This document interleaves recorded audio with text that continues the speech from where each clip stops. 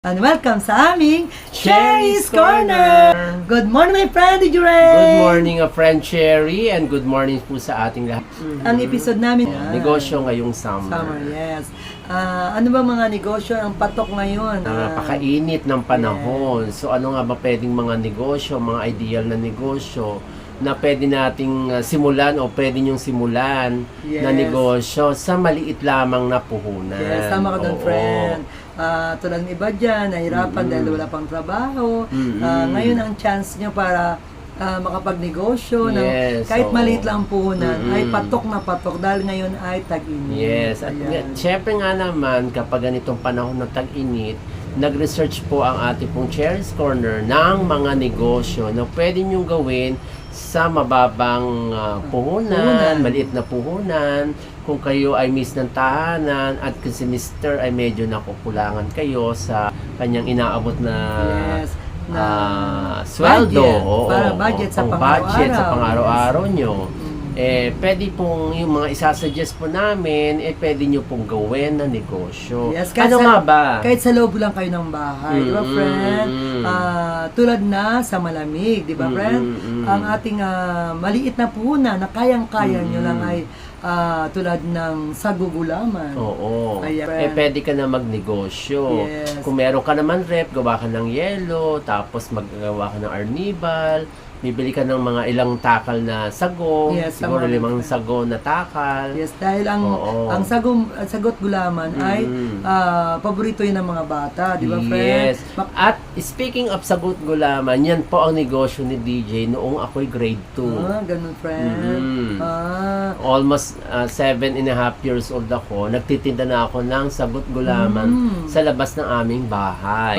Galing naman. Ako naman, bagong sata kami ng Maynila at naisipan ko parang nagtinda ka rin ng sago? Hindi, friend. Ang nagtinda ko ay pineapple juice, friend. Pineapple juice? Yes, yung dilata, pinost ko sa tubig at inalo-halo ko lagyan ng yelo at super sarap, friend. Yes. So, ibig sabihin talaga magka-friendship nga pala talaga tayo.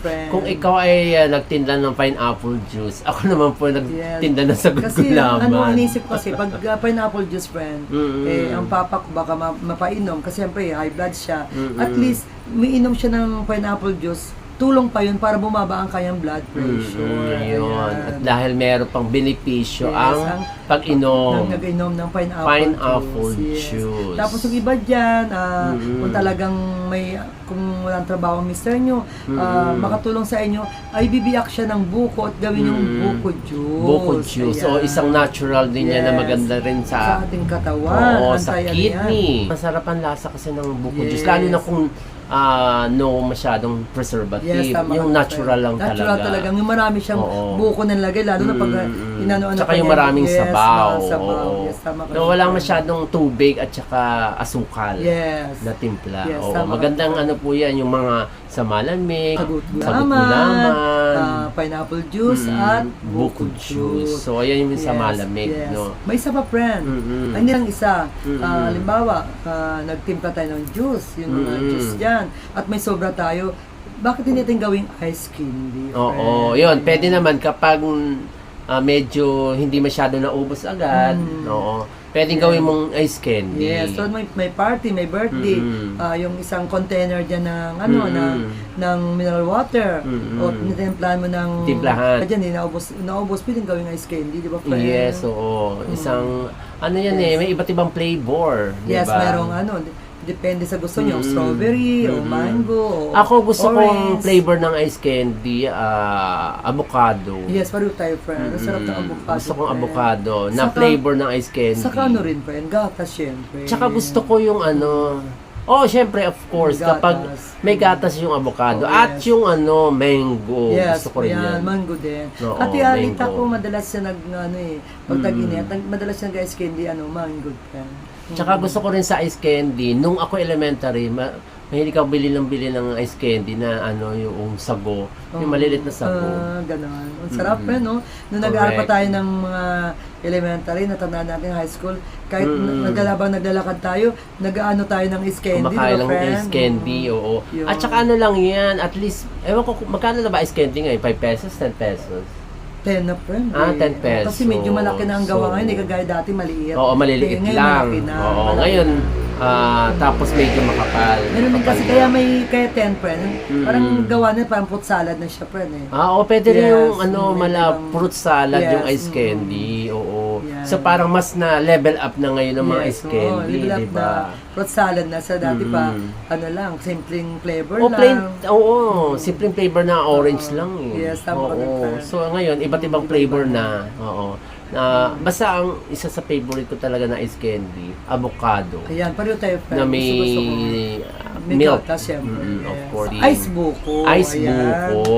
So gusto ko yung ice buko pag lalo na may Yung parang may maraming gatas, ice friend. drop din. Yes, ice Oo. drop. Yes. Oo. Naalala ko, pinsan ko, yan yung negosyo niya. Ice drop, ice drop. ice buko. Oo. Nag-work din ako sa kanya dyan. Kaya ganun. natutunan ko yung paggawa ng ice drop, ice buko. Paano kaya yung friend, nalagyan ng yung dulo, di ba?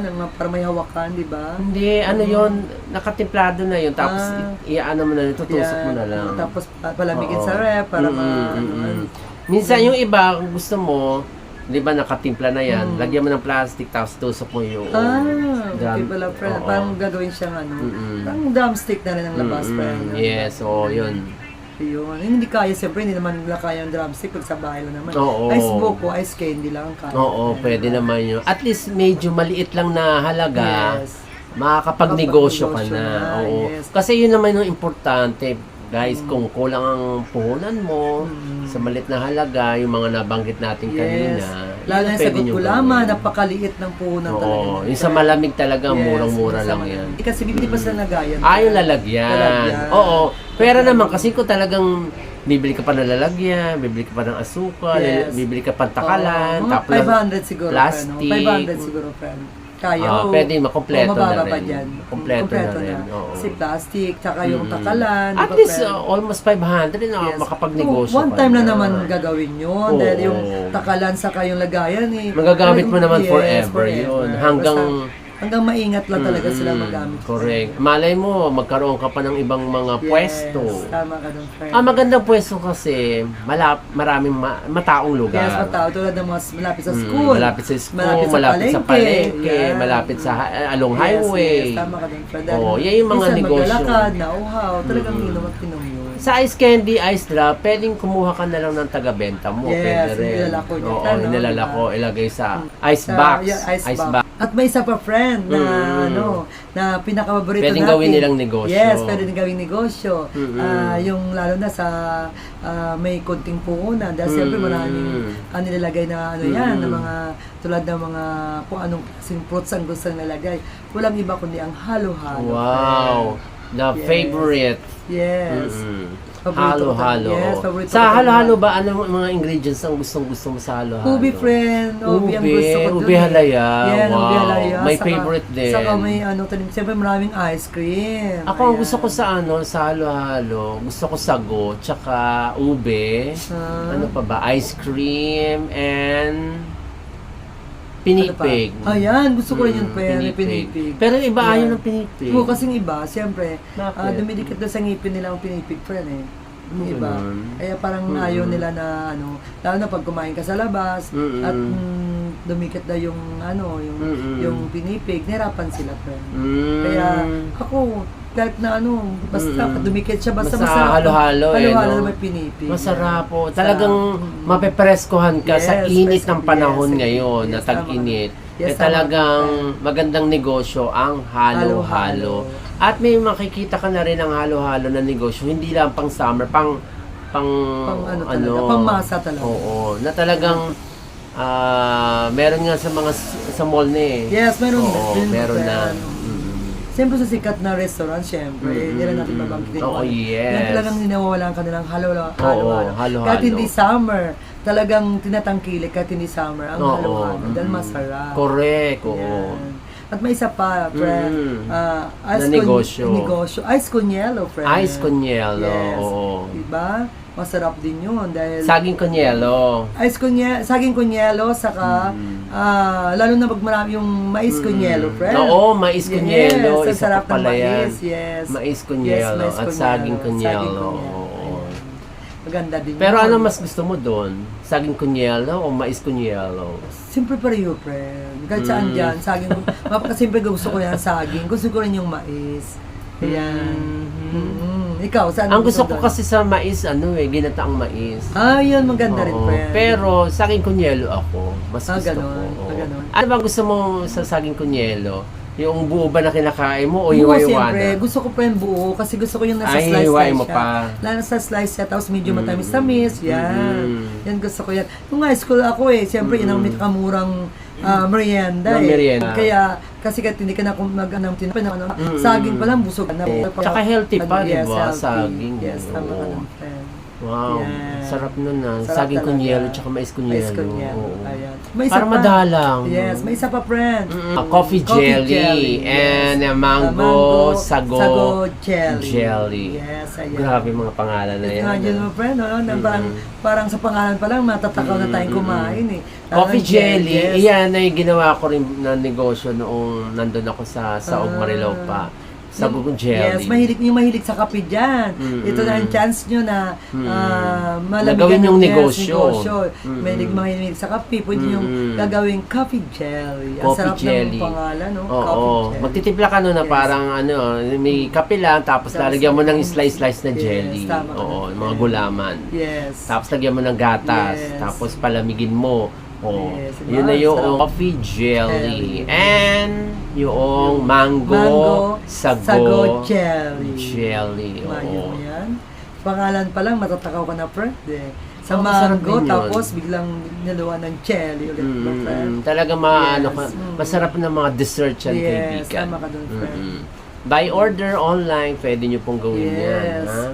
Kahit na hindi kayo papayagan ng asawa niyo magnegosyo sa labas, sa loob ng bahay, pwede niyo siyang gawin. Oo, pa-order na lang po pa-order kayo. na lang kayo. Marami kayong friends dyan. Sumali kayo sa mga JC ng Looban sa JC group chat. Oo. Yes. Gamitin nyo yung Facebook nyo para magnegosyo at kumita. Yes, kumita. Ngayong Online, panahon. Yes, online kayo. Matuto kayo mag-online selling. Correct. Kaya kayong mga friendship, yung mga hindi papayagan ni Mister na magtinda sa labas, ugali natin na kahit mag-online selling na lang tayo sa loob ng bahay. At simulan nyo na ang pagninegosyo nyo. Yes. Malay nyo, at least sa pamamagitan na panonood nyo po ng Cherry's Corner, nagkaroon po kayo ng idea na, oo nga pala, mukhang tama si Friend Cherry and DJ Ray Yes. na magnegosyo po Yes, tama ka ngayon. dun, friend, Oo. DJ Ray. Sa pamamagitan ng inyong panonood ng Cherry's Corner, Yes. malay nyo, di ba? Ito na ang chance nyo Oo. para masimula ng inyong negosyo. Magnegosyo At makatulong kayo. naman kayo sa inyong mister. Oo. At yung iba naman dyan, yung mga nag-aaral, para naman hindi ano sa mga magulang nyo, makatulong man lang kayo, ay gagawin nyo na lang, magnegosyo kayo ng ice candy. Correct. Di ba, friend? Tsaka sabi nga, sa pagnenegosyo, dyan ka aasenso. Yes. Simulan mo na mga friendship sa correct. pagnegosyo ng sa malamig na yung tag-init na panahon. Yes, at saka Ayan. yung halo-halo. Halo-halo, yan. Talagang kinatangkilik yung halo-halo dahil yan talagang the best na gusto ng mga tao. Pangmasa talaga yan. Dinadayo talaga yan. Oo. Dinudumog ng mga mahilig dyan sa halo-halo. Correct, Ayan. oo. Ang sarap magnegosyo, kaibigan. Oo, sa pamamagitan ng maliit lang na puhunan, gawin nyo po yan. Magandang, yung mga idea na ibinahagi po namin, yan ay sa simpleng maliit lang na puhunan nyo, Yes. pwede nyo nang simulan ang inyong sariling negosyo. Makakatulong sa inyong magulang, makakatulong din sa inyong mga budget. At yung mga gusto dyan na gustong may bibilin kayo na hindi nyo magawa. Dito nang simula, pag may negosyo kayo, lahat ng bagay na gusto nyo ay nyo niya mabibili. Oo. Ayan. Yung unti-unting pag-ipunan nyo, guys. Halimbawa, ngayon, napanood nyo yung episode po namin. Sa susunod na pag-abot ni Mister, itabi-tabi mo na yung kahit 50 pampunan. pesos, diba, Oo, friend? 50 oo. pesos. Tatago-tago ng 50 pesos hanggang sa makabuo na kayo ng kahit 500. Oo, at least 500 pesos friend? makapagnegosyo ka na. Yes, tama ka doon, friend. Hindi pa huli po ang lahat para magnegosyo ka. Sabi nga, para magulat naman ni Mister na, saan ka kumuha ng pera pang tinuhunan mo? Hindi sa mga inabot-abot mo, Yes, diba? inipon-ipon ko. O, diba? Lalo matuwa si Mr. Matutuwa yun. Yes, tama ka dun, friend. Kaysa naman, maiinis siya pagdating niya, wala kang ginagawa, Yes. nakatunganga. Cellphone ang Oo. hawak. Cellphone ang hawak. At least kung nagnenegosyo ka, pwedeng pang-market mo din ang pagsi-cellphone mo sa pagpi-Facebook mo. Yes. Ipopost mo doon kung ano yung mga paninda mong naka-line up. Yes, tama ka doon, Diba? friend. Saka exercise din niya sa kanya. Ano ba, may mag-order sa kanya. O ihatid niya yung ano niya. At least, may negosyo na siya. Nakakatulong pa sa health niya dahil nagagalaw niya yung katawan niya. Sa paglalakad, pupunta sa mga kapitbahay niya, lalakarin niya lang. Dahil siyempre, inisip niya, mamasahe pa siya, magastos. At least, may negosyo na siya, makakatulong pa siya sa mister niya. Nakakatulong pa siya sa health dahil na-exercise siya, nakapaglakad siya. At alam mo ba, kaibigan, friend Cherry, pag ikaw nagnegosyo, meron pang isa na importante para malalaman mo ang tunay mong mga kaibigan. Yes, tama ka doon, friend. Kasi ang tunay na kaibigan, suporta sa'yo. Halimbawa, inalok mo siya, bumili ka naman ng ice candy, tapos natikman niya ice candy mo, ang sarap. Ikwento niya ngayon doon sa kapitbahay nila. At yung kapitbahay nila, sige, salin mo ako sa JC. Order din yun. At yung kaibigan ng kaibigan mo, may kaibigan din, order din yun hanggang sa magulat ka na lang, ay napalago mo na pala ang iyong negosyo. Kahit ice candy, huwag mo lang lalangin yung ice candy na yan. Tsaka yung mga ice drop, ice buko, maganda po yan. Totoo lang, ako nagsasabi po sa inyo, magandang negosyo yan. Sa gugulaman, yung halimbawa, yung ayaw mo maglakad dahil mainit. Labas mo lang sa bahay mo, kahit isang pirasong upuan lang dyan, ilagay mo lang yung tsaka sagot maliit lang na mesa. Maliit na mesa. Kahit dalawang sa malamig lang, okay na yan. Kahit upuan lang nga, friend, kung talagang walang mesa, pwede mo upuan. Pwede rin naman. Yes. Ilagyan mo lang ng sa styrofoam dyan, ng yellow. Para hindi ka na parito kung halimbawa, walang rep, pwede sa styrofoam na, friends. At speaking of, gusto nyo tutorial kayo, pwede nyo po akong i-chat. Yes. Ang number ko po, 0926, ay sa text number, cellphone number ko po, 0926-855-1238. Pwede nyo po akong tawagan dyan para ma-assist ko kayo sa pagnenegosyo nyo po ng mga sa malamig, or halo-halo, or yung ice drop, ice buko, at saka yung coffee jelly, at saka mango sago jelly.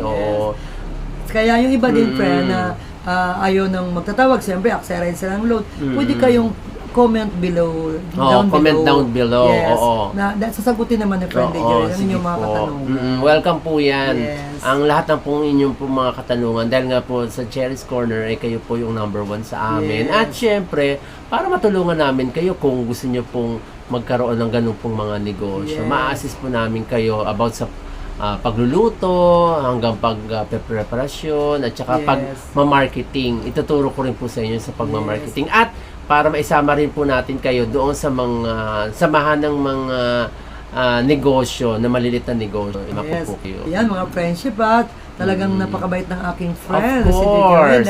Libre po yun ang pagtuturo ko, ha? Pagtuturo sa inyo ng kung paano gumawa ng mga tulad ng mga ice drop dyan. Ice candy na masarap. Ayan. Ay, kung malapit po ako sa inyo, bakit hindi po ako personal pumunta? Pwede naman. Mga friendship. Ganyan kabait ang aking friend. Yes, libre po ang tutor po natin. Imagine mo yan.